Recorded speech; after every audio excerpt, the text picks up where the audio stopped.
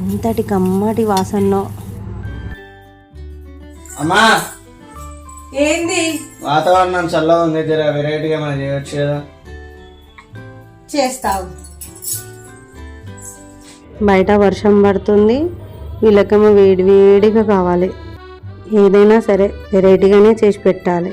సరే అని కడాయిలో కొంచెం నూనె వేసి దాని లోపల పల్లీలు, మినపప్పు, ఆవాలు, జీలకర్ర, ఒక్క పచ్చిమిర్చి వేసి కొంచెం వేయించాలి. తర్వాత కరివేపాకు వేసుకొని వేయించాలి. ఇప్పుడు మన దగ్గర ఉన్న అన్నము మంచిగా మెదుపుకొని దాన్ని అన్నంని ఈ తాలింపులో వేసుకోవాలి. ఇప్పుడు అసలైన విషయం ఏంటంటే అదే అండి, మన దగ్గర హోమ్ మేడ్ పొడులు దొరుకుతున్నాయి కదా, అవే. దానిలో మన దగ్గర ఉన్న మునగాకు పొడిని 2 స్పూన్లు వేసి కలిపి వేడి చేశాను. ఇప్పుడు చూడండి ఎంత మంచి వాసన వస్తుందో, అసలు చాలా బాగా వస్తుంది, కమ్మగా అనిపిస్తుంది. పక్క నుంచి మా అబ్బాయి అంటున్నాడు, ఏంటి మమ్మీ మంచి వాసన వస్తుంది.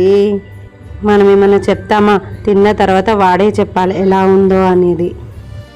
మన దగ్గర ఇలాంటి పొడులు ఉంటే అప్పటికప్పుడు మనము మంచిగా బ్రేక్ఫాస్ట్ తయారు చేసి పిల్లలకి ఇవ్వచ్చు. మీకు ఇబ్బంది లేకుండా మా దగ్గర సులువుగా మా హోమ్ మేడ్ పొడులు దొరుకుతాయి. ఎవరికన్నా కావాలంటే ఆర్డర్ చేసుకోవచ్చు.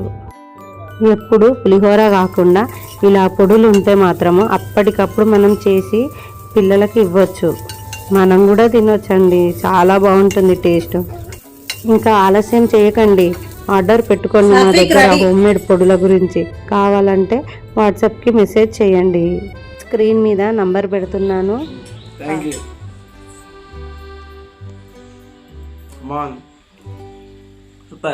నేను చేసిన ఈ మునగాకు పొడితో చేసిన రైస్ అన్నము వీడియో ఎలా ఉందో చెప్పండి.